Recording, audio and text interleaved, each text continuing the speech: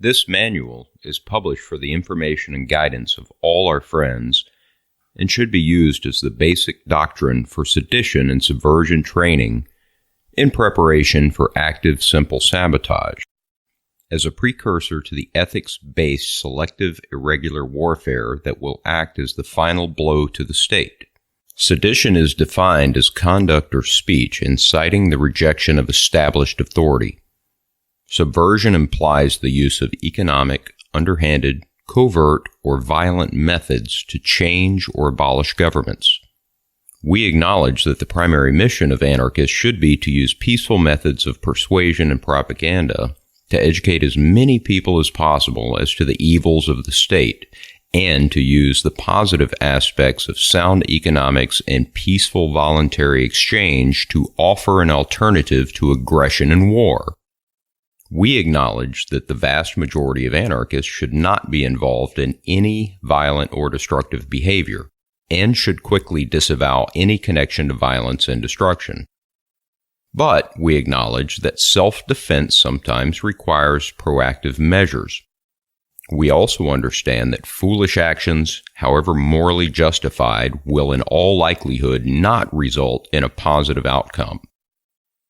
Therefore, we submit this manual in an attempt to provide direction for those who are suited for taking the hard actions that others should wisely forego.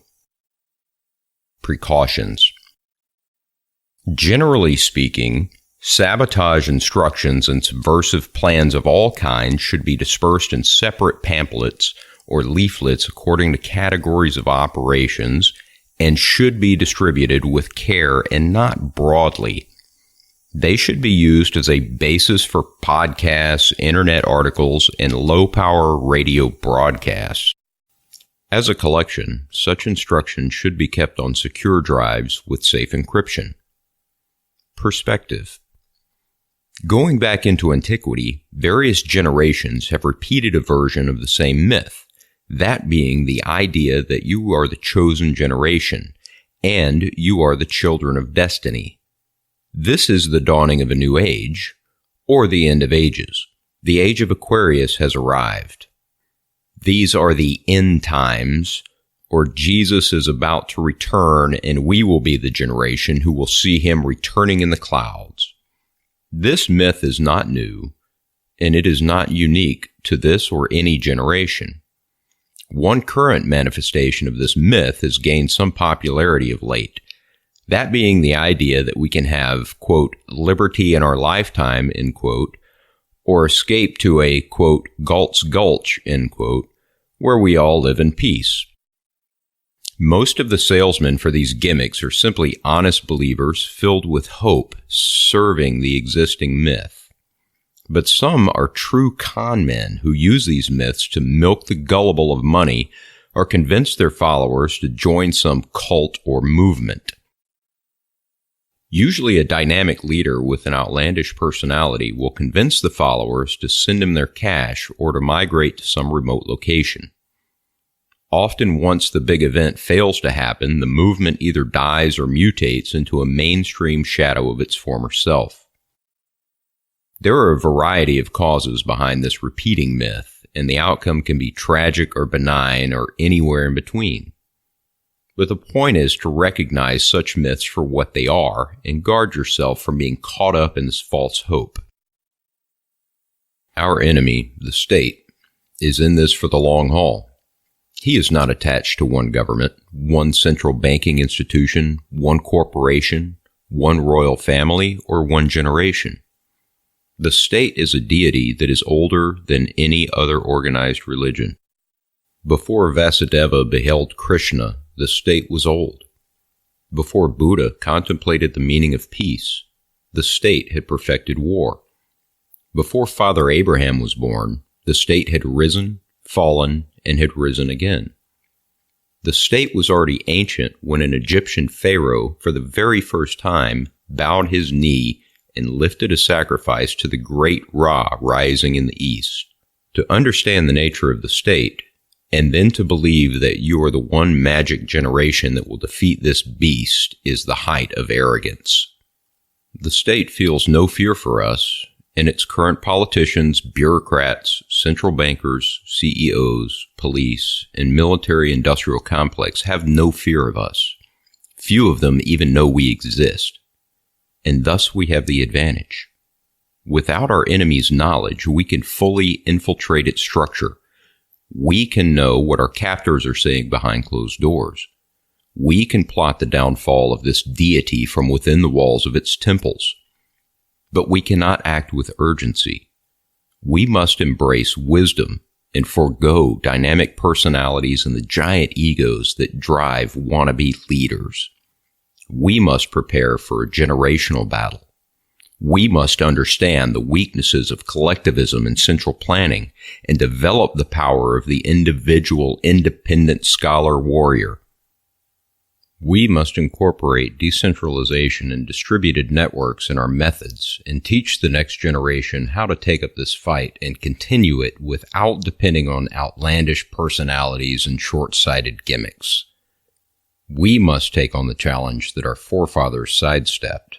Yes, the state can be defeated in one generation, but it will most likely take us many generations of hard work to prepare that generation for its task. Thus far, most of the work done by anarchists has been confined to talking to and arguing while repeating the same mistakes earlier anarchists have repeated since the time of their fathers. Now we must mature in wisdom and start developing the long battle. It's time for us to set aside the expectation of a great man to deliver us. It's time to ignore the cute cheerleaders of all genders on the sidelines and realize there is a hard and bloody task ahead, and not everyone is fit for it. Not every step is a step in the right direction, and if we are going to reach the destination we seek, we must plot out that path and stop running after every melodic voice that we hear in the wind. Finally, this field manual is not a step-by-step literal guide.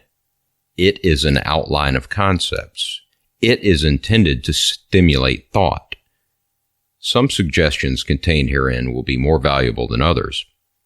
Some suggestions will quickly become outdated. That is the reason this manual is listed as provisional, because it is not set in stone. The greatest weapon a human being owns is his mind, and that is a weapon the state lacks. We expect you will use yours. 1. Introduction to the basic concepts of simple sabotage. Question: why?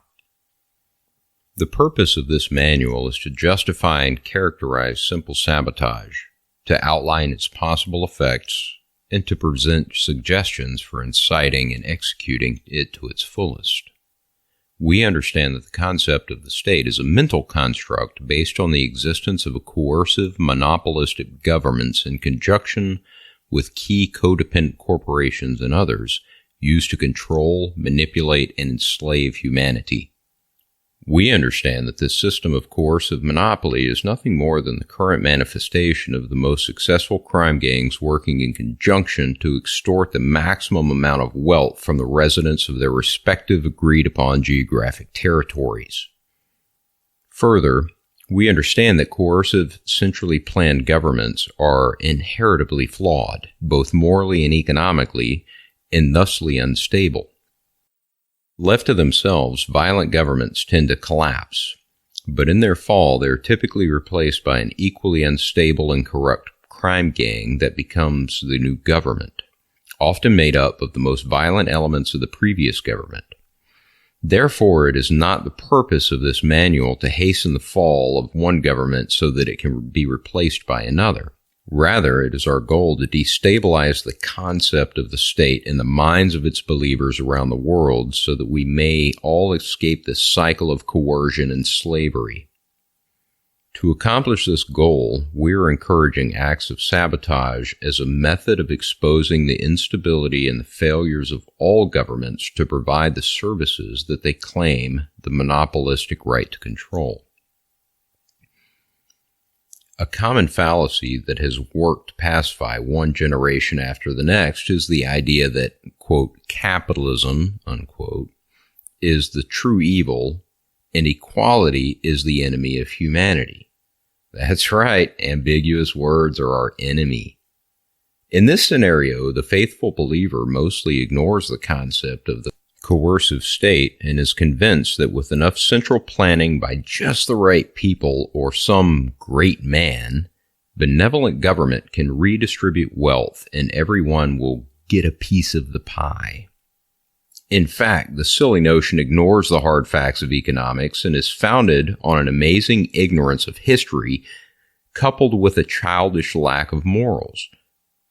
The fantasy that perfect central planning will produce equality, and that will in turn produce the perfect man who will be thrilled to live his life sweating in a communal factory or standing in line for bread, has instead produced crushing poverty and starvation, followed by mass death and eventual government upheaval or revolution. Then finally, the adoption of the very type of capitalism that was hated to begin with.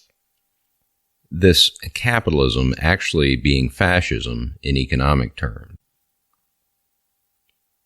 Another common fallacy that has hindered many organized movements towards freedom is the myth that to shrink government or government's influence to a manageable size would somehow weaken government and make the slavery of the coercive state acceptable.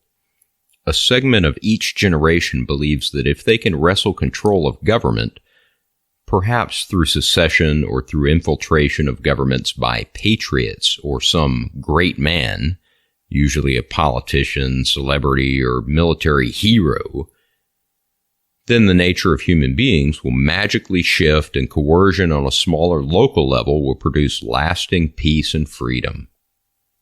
In other words, the beatings will continue until morale improves.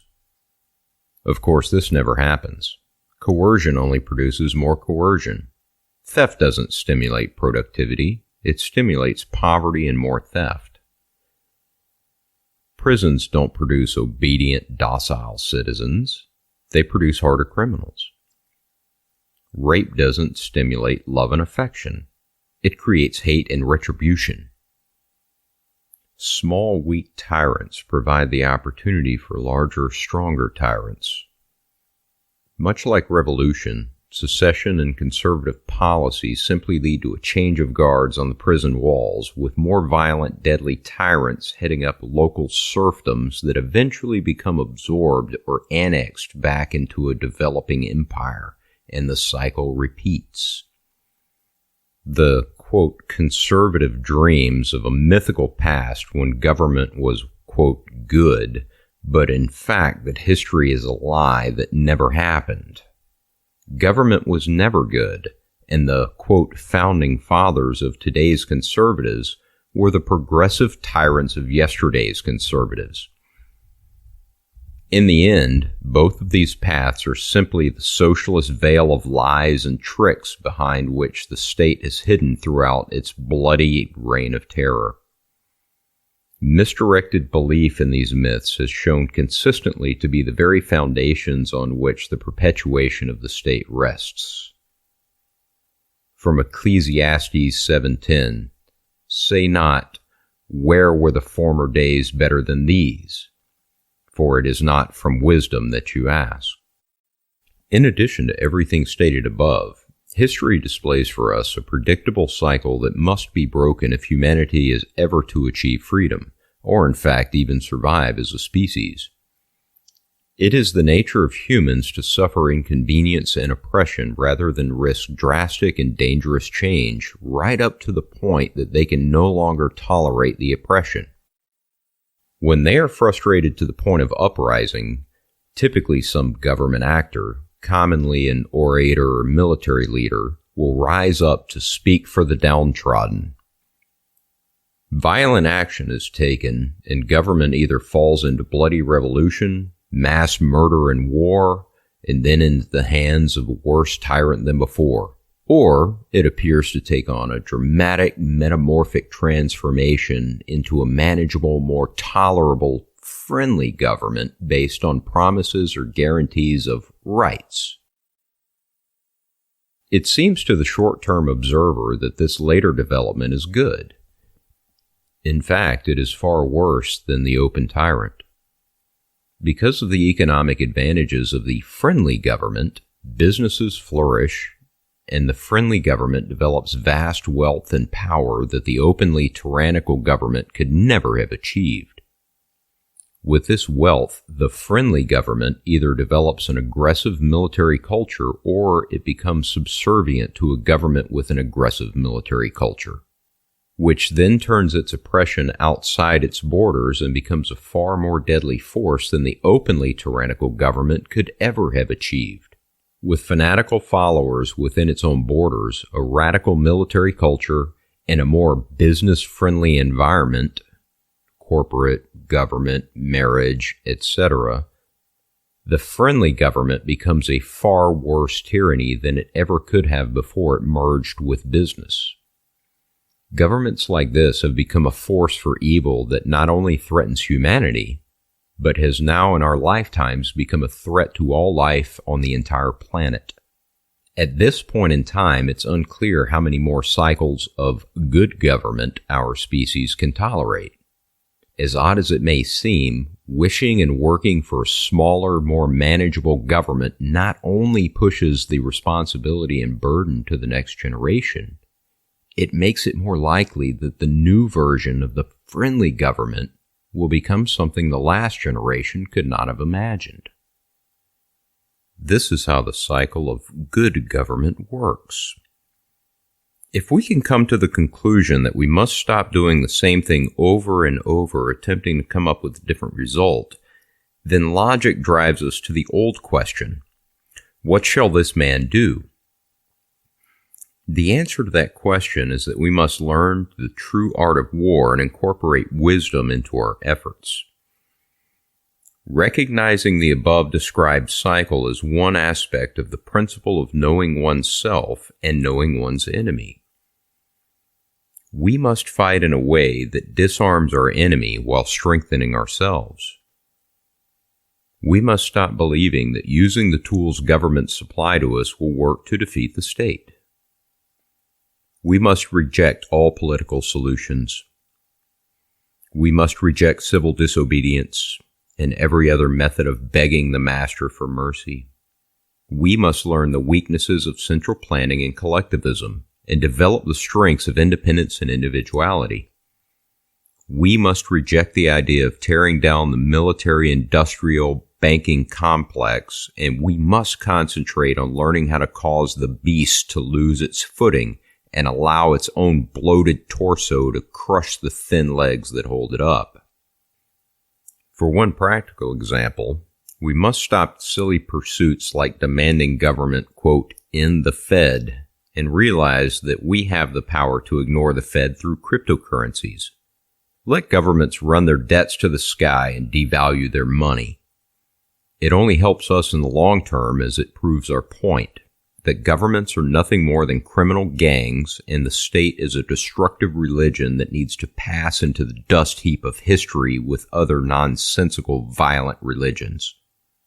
In knowing ourselves and knowing our enemy, we must recognize the vast resource advantages that the state possesses, and we must resist every traditional military action. Knowing that the state possesses an endless supply of young, foolish men who will fight and die on command, while our numbers will always be limited to a small, dedicated force, we can never fight the state using numbers, attrition, or open conflict. Considering that our enemy possesses most of the world's wealth along with the ability to create more money on demand, it would be foolish to believe that we can spend our way to victory. When fighting a vastly more powerful opponent, the wise warrior simply doesn't allow his enemy to know where or who he is. We must never openly confront the state and reveal our positions, our strength, nor our intentions. Martyrs, messiahs, heroes, and great men will not deliver us from this evil. Brave last stands, angry marches, civil disobedience, and loud proclamations will never serve our ends. Risking our numbers to occupy a physical location or region will only serve to make it easier for our enemy to find and subdue us. Openly petitioning and begging government has never been and never will be the path to our freedom. Openly threatening a vastly superior enemy is never wise. Our deliverance will come from an extended series of principled actions done clandestinely by individuals, based on wisdom and not emotion nor hero glorification. We must choose every battlefield, and we must choose the timing and circumstances of every interaction. We must seek out our enemy's weak points and capitalize on them. We must systematically bring this beast to its knees by its own weight. This is the role of simple sabotage until such a time comes that our enemy is weakened to the point that individual riflemen can finish the job by decapitation of the beast through ethics-based selective irregular warfare. In this way, simple sabotage is the precursor that will allow selective irregular warfare to be the final death blow to the state. Stage 2. What? Sabotage varies from highly technical coup de main acts that require detailed planning and the use of specially trained operatives to innumerable simple acts which the ordinary individual friend saboteur can perform. This manual is primarily concerned with the latter type. Simple sabotage should not require specially prepared tools or equipment. It is executed by an ordinary friend of freedom who may or may not act individually and without the necessity for an active connection with an organized group. And it is carried out in such way as to involve a minimum danger of injury, detection, or reprisal. Where destruction is involved, the weapons of the friend saboteur are such things as salt, nails, candles, pebbles, thread, lip balm, or any other materials he might normally be expected to possess at home or as a worker in his particular occupation. His arsenal is the kitchen shelf, the trash pile, and his own usual kit of tools and supplies. The targets of his sabotage are usually objects to which he has normal and inconspicuous access in everyday life, and ideally that others have access to as well. A second type of simple sabotage requires no destructive tools whatsoever and only produces physical damage, if any, by highly indirect means. It is based on universal opportunities to make faulty decisions, to adopt a non-cooperative attitude, and to induce others to follow suit. Making a faulty decision may be simply a matter of placing tools in one spot instead of another. A non-cooperative attitude may involve nothing more than creating an unpleasant situation among one's fellow workers, engaging in bickering, or displaying surliness or stupidity. Introducing strife and division among fellow government employees, or playing up the weaknesses of management or recognized leaders. Even the spreading of rumors can be an effective form of sedition. In short, slacktivism, defined thusly, can be as effective, if not more effective, as traditional activism. Slacktivism, sometimes referred to as, quote, the human element, is frequently responsible for accidents, delays, and general obstruction even under normal conditions. The potential saboteur should discover what types of faulty decisions in the operations are normally found in his kind of work and should then devise his sabotage so as to enlarge that margin for error as far as reasonably possible without risking discovery. It's difficult to oversell this point. One of, if not the major weakness of every government and every large corporation is the human element. The vast majority of government and corporate employees simply don't care if their employer runs efficiently and competitively or not. There is little to no motivation for the average employee to produce anything over the bare minimum, much less to excel above or beyond the mediocre level of his fellow employees routinely produce.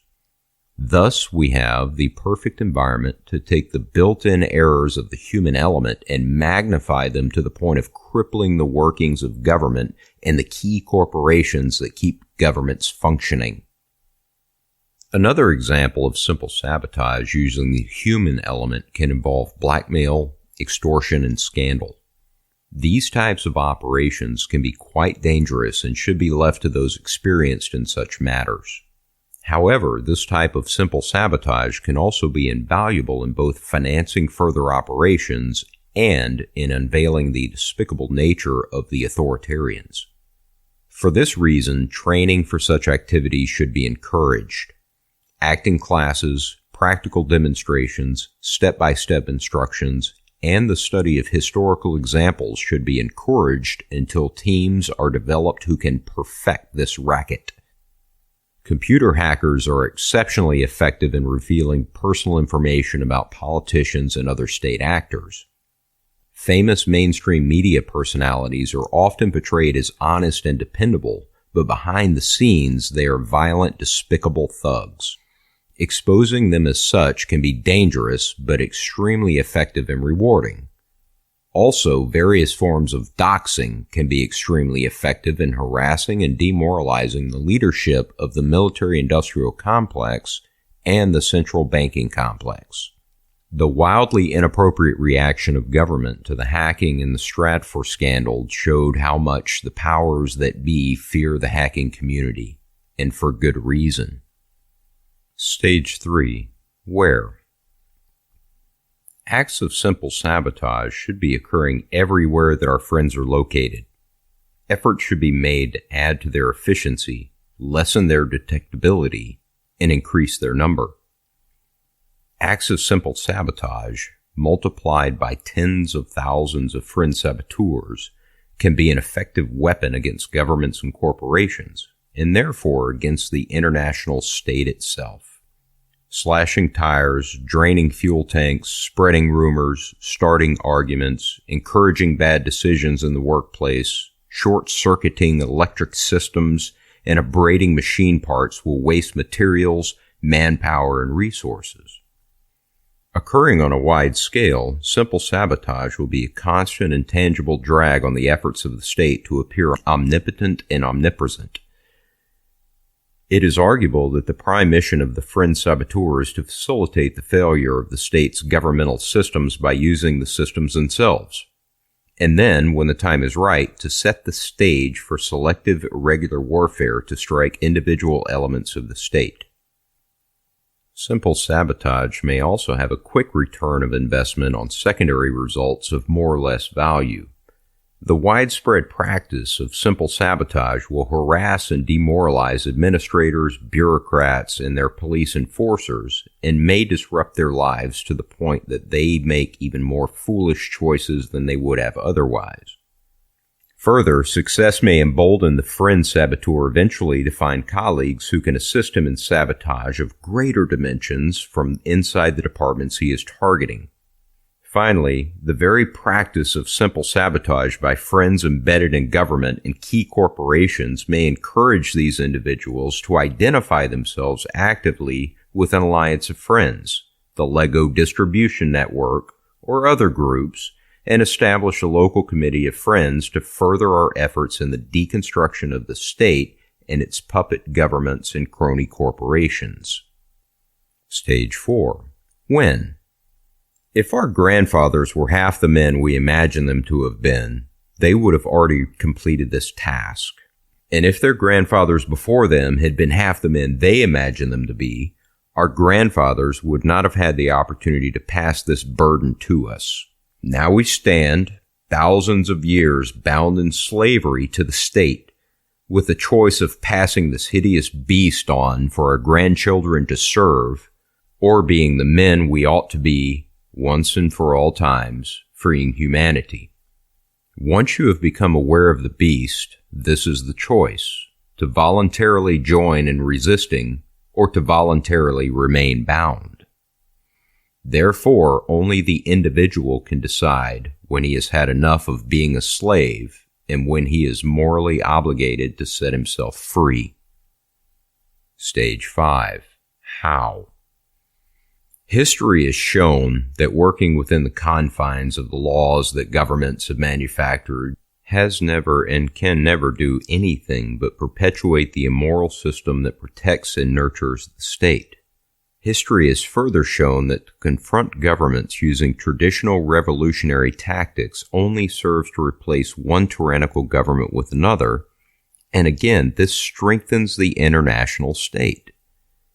Historically, the third option people have attempted repeatedly over millennia is to attempt to escape the state by moving to a location where the tentacles of governments have yet to reach. The state has defeated this tactic by continually growing and systematically engulfing and devouring those free people, often through open slaughter of whole populations. Finally, the desperate have, on many occasions, attempted to fortify some kind of stronghold and wait for a messianic or apocalyptic deliverance from the heavens. Of course, this has never worked and usually ends in a regrettable bloodbath, leaving only a handful of survivors at best.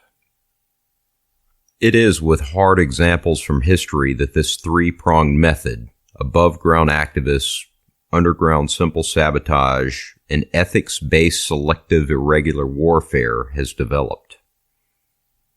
Using lessons learned and finding the best practices from all available sources, this manual seeks to encourage both actions and observations that will stimulate the improvement of our efforts. We know that the education of the masses and understanding freedom is paramount, and the freedom we offer must be sold to humanity in the marketplace of ideas. But we also understand that so long as the coercive state appears to fulfill its promises of economic growth, security, prosperity, infrastructure, and justice, while appearing omnipotent, omnipresent, and omniscient, we have a distinct sales advantage. It's only through the failure of the state that the market will seek an alternative. Therefore, we seek to be that mechanism that drives the failure of the state. We do this understanding that our enemy will not hesitate to murder on a grand and hideous scale to maintain its position. Therefore, limited by our commitment of not initiating aggression upon peaceful people, nor upon the property of said people, we must endeavor to find ways to become the catalyst that begins the lethal reaction that will dissolve the foundations of the state. We must be the ones who take the shoes from our feet and cram them into the gears of oppression, bringing this machine to a halt. Stage 6. Who? Quote, a small varmint that can spoil one vine undetected could ruin the vineyard. Who has the government enslaved? Who is the child, the brother, the mother, the friend of someone government has murdered or unjustly imprisoned? Who has tried to start a business but was overwhelmed by regulations or taxes? Who has tried to catch a fish to feed his children but didn't have the proper government permission slip? Who has struggled through the death of a parent only to find government has ravished the estate and left the family in debt? Who has ever looked in the rearview mirror of their automobile and has been gripped by fear knowing the cop behind them can rape them and beat them to death and never be punished for his crime? Who has had their life turned upside down by an uncaring, half-wit, dead-eyed government bureaucrat just doing his job? Who has never been directly confronted by authorities, yet has compassion for the downtrodden and empathy for the victims of oppression? These are potentially our friends, supporters, and possibly even fellow saboteurs.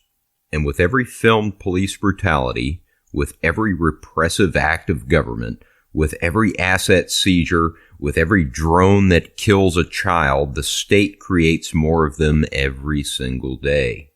Who takes orders at the restaurant? Who fills prescriptions at the pharmacy? Who empties the trash at the office? Who stands guard at the factory late into the night?